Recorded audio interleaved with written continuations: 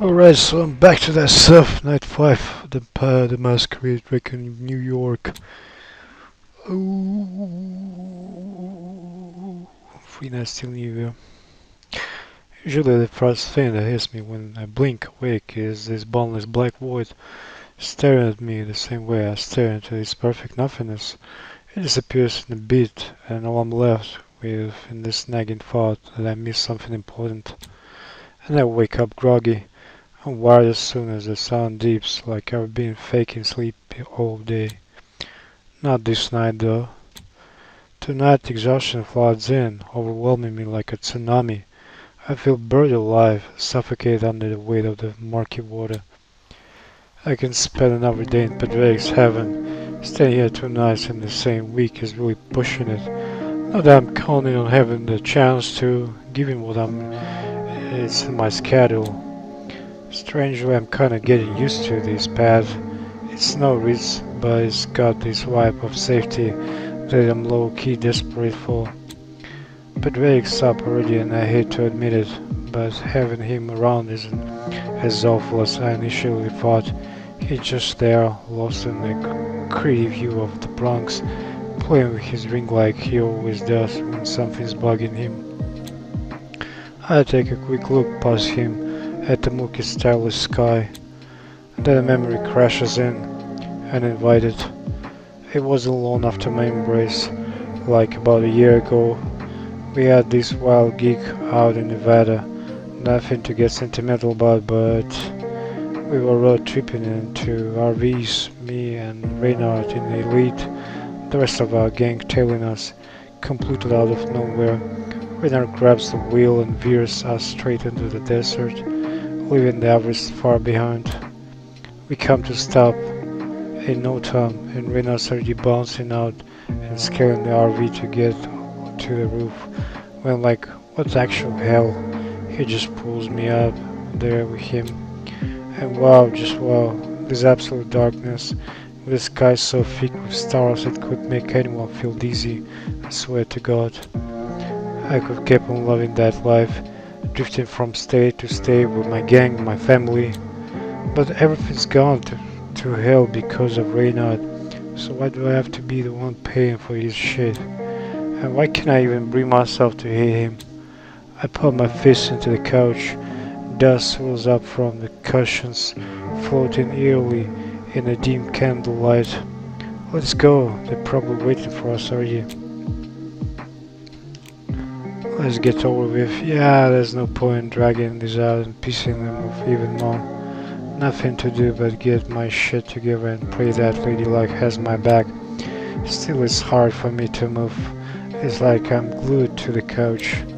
The silence fills the room with all that is unspoken, and his voice, soft and almost imperceptible, cuts through the veil. Listen, here comes a pity party. If you're gonna start with that, Callie, calm down and hear me out just this once without interrupting. The shift in tone, it's enough to make me zip my lip, which says a lot. Look, I can't promise you a rousy outcome, no pep talk either. You're too clever for that. What I can promise is that I'll be there for you and do my best to convince the council to let you go. I just not kind of dazed. His words so raw and sincere anchor me to this moment more than ever, providing a strange sort of comfort. So are you ready? Not really. Yeah, let's just go. We had a perfectly serviceable car in silence. Not gonna lie, I'm gonna miss this old clunker and Patrick's bizarre attachment to it. I shut the door behind me and slumped into the seat, too anxious to fill the silence with my usual ramblings. Bad omens, catching up with my favorite concert Elysium tonight. I'm scared shitless, but there's nothing to be done about it. I gotta march right into the lion's den. I just hope Padre extends me like he said he would. We drive mostly in silence, which suits me just fine. Guess there's not much left unsaid at this point, and really not much I want to talk about either.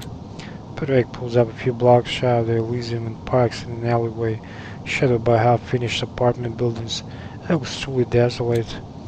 Why are we stopping here? The art hall is a couple blocks down. A little walk might do us good. Clear the cobwebs a little. What do you say? I just not like walking gonna change a damn thing, but maybe it will help me steal my nerves for whatever's waiting at the end of this track. The walk is quiet, just a crunch of snow underfoot and the looming skeletons of buildings around us. The empty window frames like open mouths howl in the city. They remind me of dead trees, all hollow and eerie as shit. I feel like I'm a character in some cheesy horror movie who gets a particularly shitty kind of afterlife. The irony isn't lost on me. Deep in my gloomy thoughts, I almost miss the sound of heated voices from one of the sides. Who did the construction this hour? Who did the construction this hour? Thus, Drake's face grows even more serious and normal, and he's stonier, and they are gonna canonize him as the patron saint of grumpiness. Shh, this way. He tags me kind of forcefully next to a fence and motions for me to take a closer look at the source of the noise. He's fidgeting with his ring again, which is never a good sign. Peeking out, I see three probable mortals in beat up clothes, shining animatedly like they are plotting something.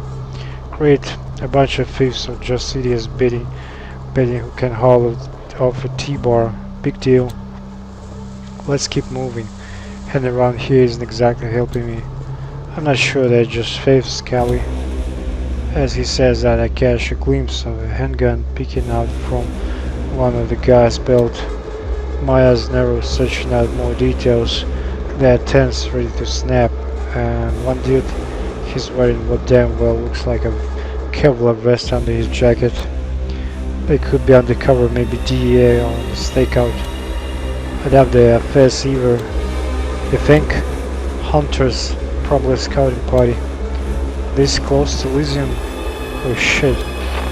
We spot on them when the scratchy sound of radio cuts the silence short. I can hear the words, but they immediately dash into the building, their steps echoing up the stairs. I took over at Padrake's. His fingers busy twirling his ring like it's got answers. Who knows, maybe it does, but so do I. Let's go after them. I'm not sure. Oh please, you already made up your mind. Your face screams conundrum loud and clear. Right. I have a bad feeling about this. We should uncover what they're up to. I nodded and head toward the building, my every move cautious and calculated. Drake follows silent as the grave. We zip up 10, 12, 15 floors in a blink, tailing the hunters, melding into the shadows as we go. The higher we climb, the louder the wind howls, whistling through the unfinished windows. Soon we come to a vast, open area that's still under construction and swiftly crouched behind a half-finished wall. The three hunters we followed are joined by a few others, one clutching a radio and posing like he's the boss. I take a quick look around to get the lay of the line and holy quiet, scattered among the wires and building tools. There's a brightly lit table piled with maps and better laptop displaying a stream of text commands perhaps. There's military equipment everywhere, assault rifles, Kevlar vests, night vision goggles, and notably a massive sniper rifle on a bipod pointed at the street below. I lowered my voice to a whisper. We need to get the hell out of here now. If this is sad, if there are more of them. They are not the fast, I'm telling you. They are well equipped, but all of this screams paramilitary to me. So what is our play? He rises slowly, tense as a predator, ready to pounce. Stay low. It'll only take a moment. In a flash, Drake darts toward the nearest hunter. A gruesome crunch echoes as he smashes the man's head. The rest snap out of their daze, moving sluggishly as if in slow motion, but Drake is already whispering something under his breath.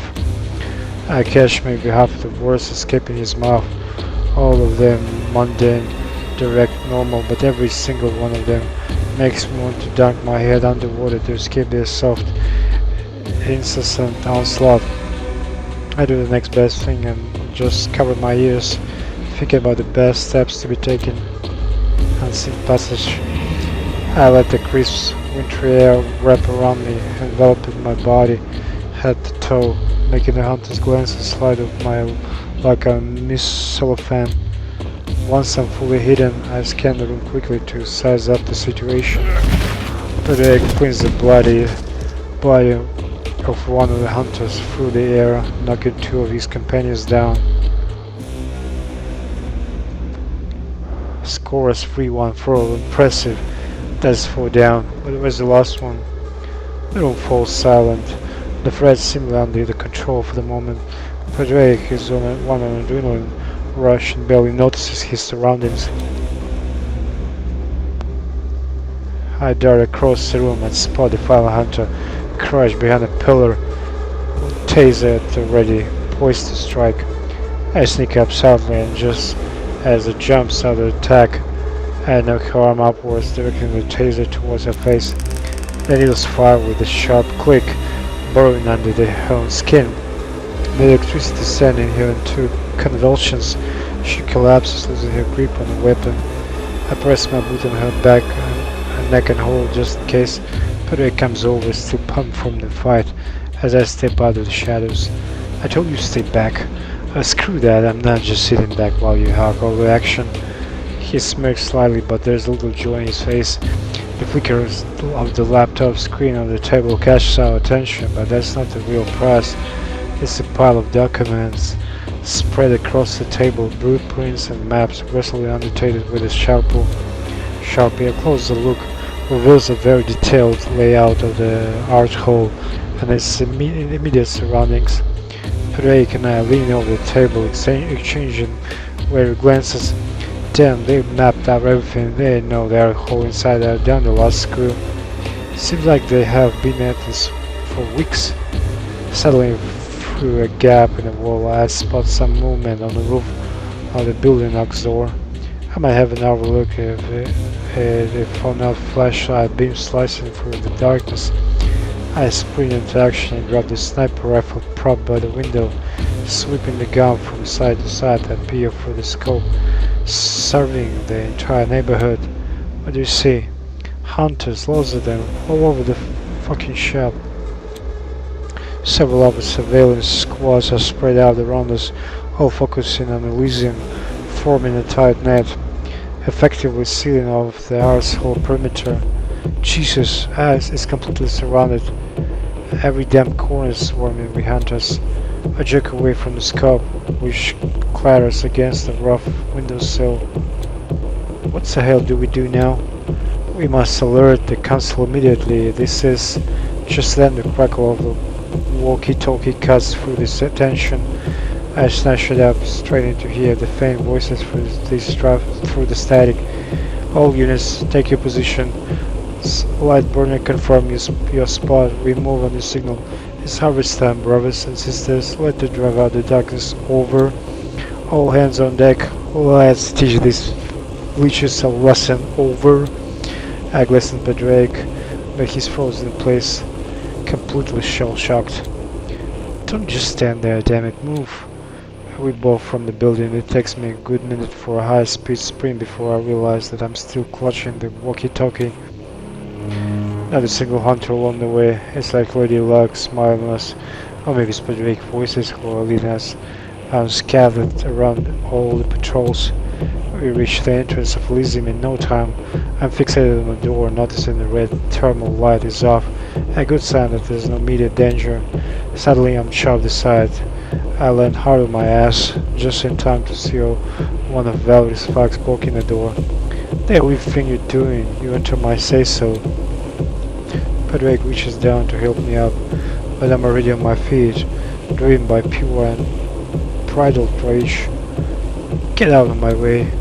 I try to push past him, but he's like a brick wall, stubborn, immovable, fucking object. What's your problem? You go in when before he can finish a fist with glittering rings lands square in his face, smashing him back against the wall. I shoot Padraig a look. He's fuming. Perfect. I exchange a glance and charge into the heart hold my caretaker hot on my heels. I enter and stops, the innocent debating dead in its tracks. Just hit the floor, eyes widen. But the only thing I really notice is a murderous look at the sheriff rolls our way. I nearly trip over my own feet, but somehow I regain my balance and end up on my knees. A quick glance tells me the room hasn't changed much since my last visit, except for the notable absence of the Henrik Baron. What on earth is this intrusion? You cannot possibly... this is hardly an appropriate entrance for one whose fate is so precarious, Ramnus. All I need to do is listen. Just listen. The Kadir, shall we just skip the trial? She's obviously courting the final death here. Everyone just shut the hell up for 1 second. They obviously have a reason. Esteemed counsel, please, you must listen now too. I feel a harsh grip on my arm, wrenching it back painfully. Can we just shut up for one? You both are going to regret this. What are your plans for dealing with this sheriff? Is in my domain unacceptable, Vary. Seize them. Enough. His voice slashes through the chaos, commanding instant silence. But Drake seizes the moment to push the various facts out of me, none too gently. The sheriff the moment linger, soaking it up until the last whisper dies down. Then he holds it a bit longer before breaking it. He's like, whoa. You've let your raven fly, Conroy. His words carry the weight of impending doom, heavy with promised violence. And there have a good reason for this disruption, exceptionally good. Would we storm in here if Sheriff is the hunters? There's a swarm of them armed to the teeth. They advanced in the Elysium. We saw them. Michelle's bars of the walls, and suddenly everyone's too stunned to speak. The silence drags on and on. Should this prove to be yet another one of your schemes, Raven, I swear. This is preposterous.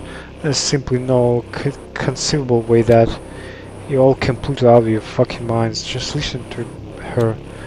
Their ears are closed, sealed shut. They're too obstinate, too damn set in their all tired ways. It's nothing but endless prattle with them. The constant yapping of those drunk on their own authority, blind, so deliberately blind to the actual dangers lurking beyond. They screwed every last one of us. Light bringer, the BFB is ready for lunch. Count down a minute over. Did the man name this thing or what? Padre gives me a look. I ain't walkie-talkie in my hand, of course. I straighten up and slam the walkie-talkie down on the oversized, ludicrously grand table. The quarreling stops. They're all ears now. Listen to the hunter's comes. This is Lightburner, Big Green Launch, initiating countdown. 10, 9. Holy shit, they're actually going to. The sheriff twitches as if breaking out of suspense animation. Understanding blooms on his face like blood on broken skin. Evacuate the premises now! Everyone, go, go! Just like that, it finally clicks for them. But it's already too late. 6-5. I bolt, no idea where to, just following them up in some desperate hope that 3-2. The last image shared in my memory is Padraig's face just before 1. Oh boy. 1. What's going on?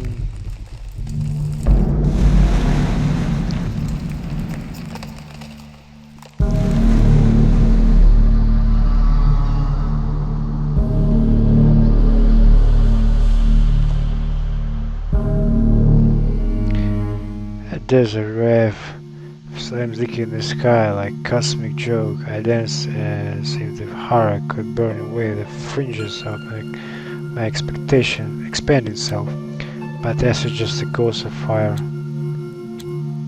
Those moments are so distant now, a festival of fire and freedom, but what does a kindred seek in the flames? Redemption, destruction, or reckoning?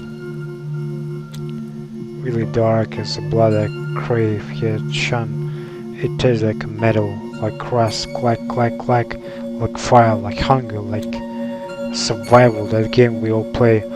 All but fleeting here, now, surrounded by the fire of my own disconnection. Pixels of dark or so very dark web. Every byte of a story of deception. Every link a chain to another false promise. The digital haze, impenetrable, but even codes have their breakpoints, and so do I. Cowie, his voice serpent sleek, sugar-coated daggers wrapped in velvet, the maker of my illusions, the puppeteer, dangling me on a string of silken lies, but unreal mirrors of our own deceits, reflecting back the lies we have so carefully curated, a firestorm of half-truths and a whole falsehoods. So what are we, if not the secrets we keep? Cowie, I'm here, I'm still here. What? Run! I remember now. Oh shit. Padraig's urgent pull on my arm jolts me from my trance. He's hauling me away from the remains of what once stood as a jewel in the crown of New York's Camarillo. Elysium is now just a husk, its grandeur swallowed by ferocious flames that smolder the desperate screams of those who fled the havoc. Thick smoke spirals into the night sky, fiercely chewing at the air around it. I could stand here for hours, watching the whole place to turn to ash. Kelly snap out of it. Clack, clack, clack. The sudden close sound of gunfire serves a brutal wake-up call. Yeah. We launch Masquerade. Padraig is slightly ahead, gripping my hand way too tightly. He looks mostly unscathed, just a few scratches here and there. A stinging pain in my cheek finally registers. I rub my fingers over it and find a deep gash, but aside from that, I seem to be okay too. We pass by Arturo, who is half carrying a barely conscious Prince Panhard. He shoots us a hateful glare before us, sprinting up. The sharp rattle of an assault rifle echoes just behind them. A few bullets whiz by, damn near grazing my ear. We're about to duck around the next corner when our luck runs out. A hunter barely a few feet away levels his rifle at us. Goddamn abominations. I recognize him. He's a sole survivor from that mob that went after the serpents. Since Sarah gave him a grenade and decisive order to set it off at his headquarters, a miracle he didn't blow himself to hell. He hesitates, lowering his gun slightly. I know you all, you goddamn leeches. I remember you. Padraig crouches, thanks Baird, poised to strike at any moment. I mirror his stance, ready to spring. What you did to me, you witch. You had me craving, searching for your kind, begging. He snaps the rifle up, now aiming right between my eyes, following my movements closely. But I held back, I resisted. You don't know me. My brain's in overdrive, seething every fiber of my being, just itching to see his blood, not even to drink it, but to shred and tear, and make him wash his own heart from one last time in my hand. Scare him. I fix my eyes on him and snarl, channeling my fury. I can almost hear his heart miss a beat, but he forces down the panic. He clutches his weapon like a lifeline, using it as a barrier between us, and holds his ground. You all nothing but sick, twisted monsters. We're gonna scrap the world clean of your filth. His words into charcoal as the curved blade cleaves him in two, slicing from neck to guts as smoothly as cutting through the butter. His weapon falls to the ground with a metallic clank. One side of his body flops at the first, and then the rest of the hunter hits the snow, blood spewing out like a macabre fountain, and at last we see his executioner. Kadir. I lift my eyes, his blood-streaked face is horrifying, anger etched deep, his bare fangs elongated. He looks right through me as if I'm just another body to splash through, tear apart or crush like a spoiled apple. Padraig notices it too, because he steps right in front of me. We are not your enemies, Sheriff. Kadir cocks his head as he cannot grasp the meaning behind the words. As a primal urge to him, untamed frenzy that seems to feed on something dark and ravenous. And those eyes, those scary empty eyes, they belong to the beast. Kanfar snaps all of this back to reality. Without uttering a word, Kadil leaps into an alley like a feral cat, ready to mangle anything that dares to stand in his way. The moment stretches into what feels like forever. Then Padraig taps my shoulder and nods toward Julia as she steps out of ice-cold crumbling facade with ailing slung over her shoulder. She hands the limp body to Valerie, who appears right behind her. Valerie hurries past us and slips into an alley. Julia, with one arm dangling, uselessly walks up to us. Are you these three just going to stand there? No, obviously not. The north exit blocked, and those assholes are pushing it from in bars. Connor, do you know about our safe spot in Greenpoint? I don't think so, no. We only hear the thundering boom a moment after the ground between us explodes in a shower of debris. Frantically, we scan our surroundings for the shooter to no avail. We need to split up. You two make for Williamsburg. Someone will pick you up over there. Move it now. She vanishes into the shadows, leaving only the fading sound of her footsteps. Another loud explosion rumbles and gunshot cracks as we attempt to sneak away from our hiding spot. That's when I spot the shooter, betrayed by a stray leaf from their scope, perched on a rooftop down the street, prepping their next shot. But it never comes. Instead, a dog appears out of thin air and lunges at the sniper. It just clamps onto their neck, throwing them off balance. They are stumbling and fall off the roof. And just as suddenly, the dog is gone. Holy, did you see that? I did. It might have been a gang war, although let's think about that later. Without wasting any more time, we duck into the dark alleys, anything to get away from this madness. The relentless echo of gunfire fades, now replaced by the distant mournful wail of police sirens. As we move, my ass is kicking hard, prompting me to sweep the rooftops, windows, and alleyways for threats. There's no immediate danger. Actually, the streets are eerily deserted, as if everyone could sense the looming peril. But the air is still thick with tension. We should get moving. Yeah. We run in silence, but Drake and our movements synchronized as though we rehearsed this escape countless times.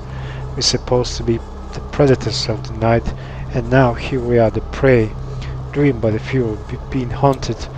Echoes of agonizing screams will still haunt my ears. I can't tell they're real or just figments of my imagination.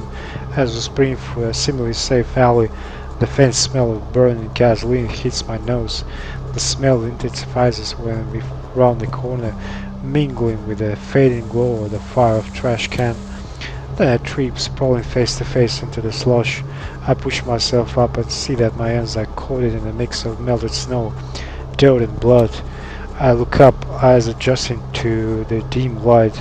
The alley is strewn with bodies, hunters judging by their gear. It's deadly quiet. Shit, it's like a grinder ran through them. Who? I don't know, but we need to find another way. Something's not right here. That's when I hear a strained grunt, then an ominous whoosh through the air. I glance up just in time to see a Molotov cocktail flying straight at us from a window above. Padraig, focused on the carnage around us, doesn't see it coming. Oh shit. Time crawls to a stop. Try to catch it mid-fight. I squat down, then explode upward with all my strength, hurling myself toward the incoming bottle. Out of the corner of my eye, catch Padraig's shocked expression, his eyes widen all around. My fingers stretch out desperately, trying to grab the sleek surface of the glass. The burning cloud grazes my skin. The heat is excruciating, and I bite the back and scream. At least I catch hold of the bottle. Still airborne, I spin and throw the Molotov right back at the hunter. His face twists in terror as he stumbles backward into the building. A fatal error. The sound of breaking glass is quickly followed by flames bursting forth from the window and the hunter's screams fill the air. I land roughly on my back, the icy, grubby snow numbing the burn in my hand. The pungent aroma of charred flesh strikes my nostrils, permeating the alleyway within seconds. I'm gasping, trying to regain my composure. Padraig rushes over and pulls me up. Then a piercing scream and the sound of smashing glass cut through the silence. Another hunter tumbles out of another window and hits the ground with the crunch of broken bones. He's followed by a dark, bloody figure that lands elegantly beside him. Oh, of course. Valerie grabs the hunter by the throat, hoisting him up before biting deeply into his neck. She drinks ravenously, her victim's body spasming under her grip until it finally goes limp, blood twitches fading into stillness. Valerie? She doesn't answer, still on the high from feeding. Without a word, she spins around and disappears into a nearby building. Moments later, she emerged carrying an unconscious Ailing. Only now do I see just how bad Ailing's injuries are. She's lost the lower half of both legs, her left arm has been ripped off, and her neck is savagely torn up. She's covered in vast, ugly burns. Up close, it's horrifying. Your natural-born destruction, little raven. Yeah, Kaz always seems to find me. I sneak a peek at Padraig. He can't take his eyes off Ailing's wrecked body, like he's digging up some traumatic memory. Valerie notices it too. She won't be waking up from torpor anytime soon, I'm afraid. What happened? Is this their doing? He waves his hand around the alleyway, gesturing at the obliterated remains of the hunters. No, she happened to be at the center of the explosion, alongside Edison. It's a miracle she wasn't instantly shredded. Any pain? Larry shrugs. There's nothing left of him. For we hardly had time for a thorough search. Without another word, Valerie starts to walk away. We are heading to Williamsburg, where it stops briefly and looks back at us through her unkempt mop of red hair. Excellent. Then she springs out, her figure silhouetted against the flickering flames as she vanishes into the darkness. Padraig shoots me a wary glance. I'm just not too wired to chat. Come on, we have a lot of ground to cover. Oh, after half-hour march, we take a break near an abandoned dump amid rubble and crumbling walls. I stumble against a chain fence, mussing what little energy I have left, when I catch Padraig giving me a vacant stare. What's up? Got something in my face? That was sharp thinking earlier. You are quick on your feet. His compliment turns him a half smirk from me. Yeah, I tried walking a mile in my boots. You'd stop second-guessing shit real fast. He chuckles and I join in. We're laughing like lunatics, the adrenaline making even this lame joke hilarious. I guess we both need a break from the endless doom. But the break is all too short. A scream from the direction of the dump shatters the calm. I recognize the voice instantly, and Padraig's grimace tells me he does it too. Julia. We rush to the dump, eyes peeled for threats, and only slow down while Julia's voice becomes clear. She's wearing furious at someone, her voice tinct with pain. Standing over Julia, a strange figure, an older man straight out of the Take Care era. Snug jeans, leather jacket, and a ridiculous mustache. Oddly, he's also wearing a priest's collar and holding a double-barreled shotgun. For some reason, just the sight of him sends a shiver down my spine, making me want to flee. Julia is sprawled on the ground, a combat knife pinning her limp arm, while the hunter's shotgun presses brutally against her throat. Despite her exhaustion, she clumsily reaches for a cigarette with her free hand. Her voice is pretty, but whereas it speaks, be a good sport and help me out. I've earned a one last drag at least. You know, those things that kill you. Hilarious. Do they teach you that in that seminary, or does it just come naturally? He's moving as slow, calculated, almost serene as he lights Chu a cigarette for her. Something's not right about this guy. We should, yes, but let's me bide our time. The right moment will come. Diana's presence is ridiculously oppressive. I can't even move, my limbs frozen in fear. I catch Drake's eyes and he looks rattled too as he fiddles nervously with his ring. Should I run through a comedy routine of my sins while we wait? No need, we are beyond redemption. There's no sin where there's no soul. Oh Father, I'm sinful in more ways than you can imagine.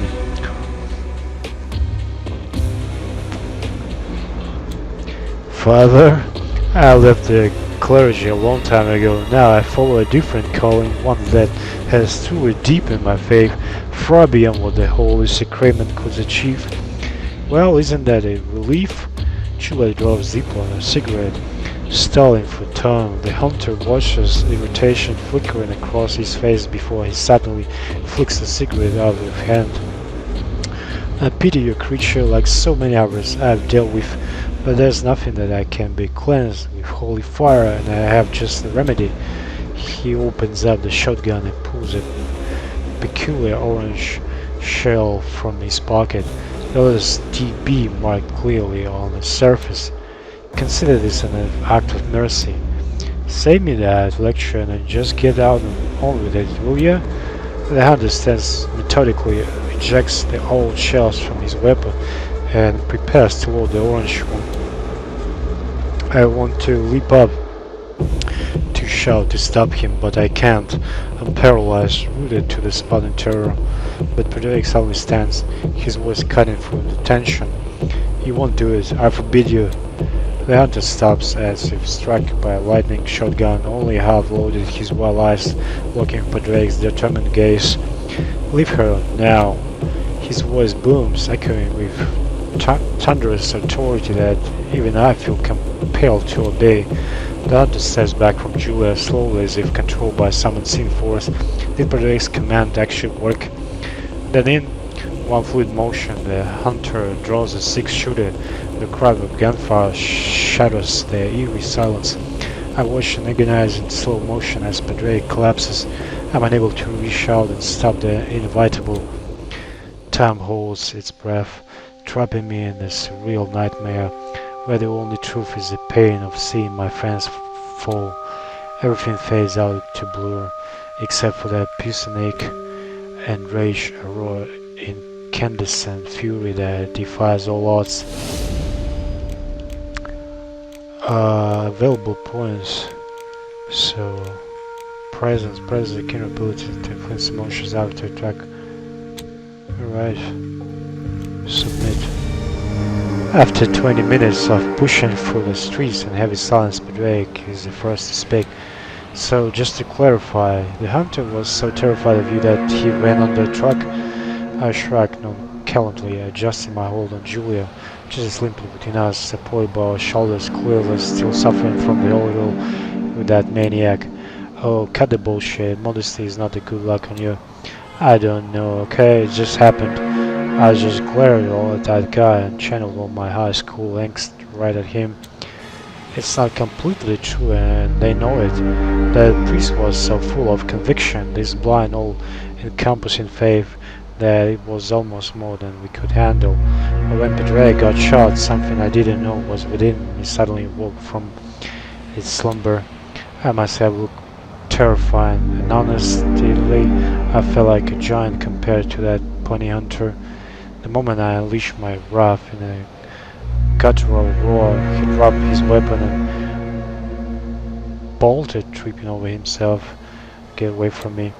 That's precisely what went down. Julia and I heard it, but Drake missed it. The sudden screech of tires, followed by a loud, flashy thought that marked the hunter's premature rupture. But they don't need to learn the behind the scenes of it all. Callie, that's twice you said that tonight. I'm at loss for words. Yeah, whatever, don't sweat it. Look at you two, your domestic bliss, disgusting, move it, we are nearly there. We accompanied Julia all the way to Williamsburg without any further trouble, but as we reached the safe house, instead of relief, a new kind of unease raises the hair on my neck. Oh, like I've just made a grave mistake. Oh boy. The deer! We made it, I don't know how, but we did. And now, let the chips fall where they may.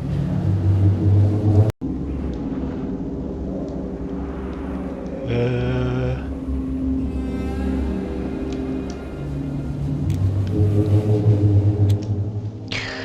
but the movement will lurch through the door to the temporary Elysium. I'm totally worn out. Julia practically slides off my shoulders and crumples to the floor, which I crouch down next to her and put my head between my knees. But while I try to calm the panic that has kept me going the past few hours, she moves her only working arm, pulls out a packet of smokes, and tries to retrieve a cigarette from it. Fruitlessly, I might add. Oh shit, give me a hand there, will you? Wordlessly, I place a cigarette between her lips and light it up. She takes a long drag, staring vacantly at the ceiling. But Ray climbs over and gives me a comforting pat on the shoulder and then plops down beside me. We're all simply exhausted. So much has happened, so much has changed, so much has gone to shit. More and more people trickle in, bringing news in hushed whispers. Most of the assembled kindred managed to escape just before the explosion hit. Some are injured, some more than ours, but in the end they got away just fine. Prince Spaniard got it rough though. I mean, she is still in one piece and conscious, which is more than can be said about Ailing, but her injuries are pretty severe. She'll need a few days to fully recover, but should be back on her feet soon. Ailing, however, well, her wounds are critical, and it's unclear how long it will take for her to emerge from torpor. Meanwhile, Edison Payne and his servant are nowhere to be found. His abandoned wheelchair is the only clue they left behind. There's a rising commotion in the background, but I don't even feel like lifting my head to see what it's all about. The sounds reach my ears as if my head has been plunged underwater. I'll realize that something's wrong when Padre gets up and limps over to a couple of kindred having a heated argument, his arms raised in a pacifying gesture which by now he should know hardly ever works. I can hail. The absolute last thing we need is a pointless kindred scuffle. I'm about to drag myself up to go make sure Padre keeps up his head attached to his shoulders in his teeth where they belong. When the door opens with a loud thud. Cut it out, all of you. Silence engulfs the room. Only Julia, perturbed, takes another drag of her cigarette and lazily expels the smoke. Kadir and Valerie stride into the temporary shelter, looking like they've been through hell. They're covered in blood, clothes dirty and ripped in places, but while multiple gashes and scratches mark their skin, they seem relatively unharmed. Kadir moves to the middle of the room, standing tall with his shoulders square and joyous set. Every conscious eye follows him with hawkish attention. Our counterattack was successful. We managed to rout the remaining assailants with no further losses. Larry joins him, standing at attention, hands clasped behind her back. We were not followed to this location, and since this Elysium is newly established, its whereabouts remain secret. Rest assured, we are secure here for the time being.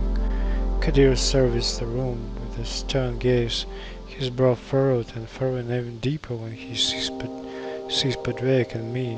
For now, however, he barks out an order to one of his hounds. You, give me a complete status report on everything that occurred in our absence. Yes, Sheriff. He gives a brief summary of what's happened during Kadir and Valley's murderous rampage, including a tally of the final dead and the wounded. Kadir remains unmoved throughout, rooted to the spot in this weird manner, where he seems to be held back by the very few that urge to propel him forward. This is what the third time I'm seeing him in my own life, and I've never been more certain. Kadir is the most terrifying kindred I have ever met. I'd rather claw my way out through a mile of bricks than be stuck in the room alone with him. Take a close look. The tiny embers of my inner beast tentatively reach out, feeling blindly for its skin, but they meet an inferno instead. Kadir's beast lies cold just beneath his skin, like an endless, ever-moving serpent of razors and barbs, heated up, heated up until they glow stark white. I forced myself to look away. Shivers ran up my spine, my forearms covered in goosebumps, when suddenly Kadir snaps his head at me, his eyes narrowed to savage slits. That will be enough. The hound clamps his mouth shut mid-word. Prince Bashar is in no condition to continue tonight.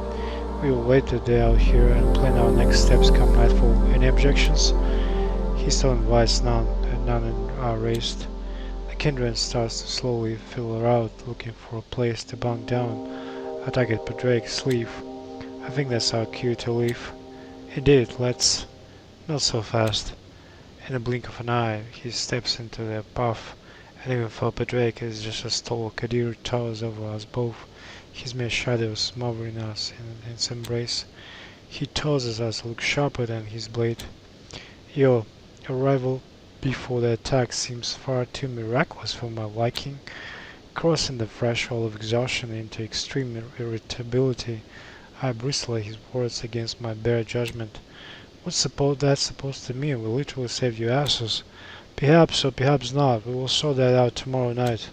For now, I've got just the right resting place of you. You take them to the basement cell. A cell? You can't be serious. One look from the shadows enough to silence me. Never asked protest. We escorted down to a clean and used cell. We do, however, exchange a few whispers. Any brilliant plans to get out of this mess without landing straight into another one, preferably? She just says wearily, "Why don't we have a bickering for the evening? I really need rest, and you should get some too." How the hell am I supposed to rest with this fucked up dream playing on loop? No need to be dramatic, Callie. We survived the apocalypse tonight. How much worse can it get? How much indeed? At least the cell is soundproof. That's one less thing to worry about. A few days ago. End of the day. A few more sips, Addison. They're done. See, that wasn't so hard, was it? Look at you, getting all relaxed. Think of this chamomile tea. Nobody drinks it for the flavor, really. These. Must be tough. Sipping on blood. That's so far below your standards, especially when it's not from your dear so-called system. But hey, our supplier went the extra mile to make sure it's palatable enough for you. I've been told finding your type with just the right resonance is a bit of a task. It has got to tick the boxes for us both, after all. Oh, I'm afraid we must continue this charade a little while longer. We have big plans for you, Edison. Big plans indeed.